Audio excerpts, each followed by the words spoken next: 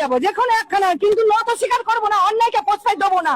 আমি বোরকা পরবো না, বোরকা পরে যাবো না বাইরে।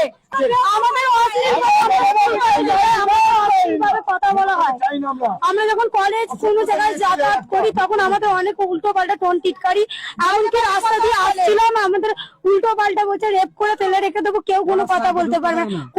কোনো মাইকেল হল এখানে যদি কেউ কথা বলে তাদের বাড়ি থেকে মেয়ে তুলে রেপ করে রাস্তায় ফেলে রেখে দেবো, এরকম করে কথাবার্তা থ্রেট দিয়ে কথাবার্তা বলে।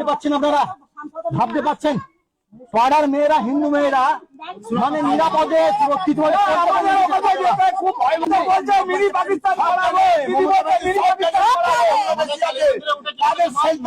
কোন জায়গায় ভাগলে ভালো হবে, এই জলায় বাংলাদেশি ভর্তি আছে। অনেক কথা, অনেক যখন আমাদের 5,000 জন এখানে ভাঙতে আসি, বাইরে থেকে সব অনেক কাকা চাটারা বেরিয়েছে, ওনার মেয়েকে বাঁচানোর জন্য আমার একটা কাকা দাঁড়িয়েছে, তাকে ঠিরে ফেলে দিয়ে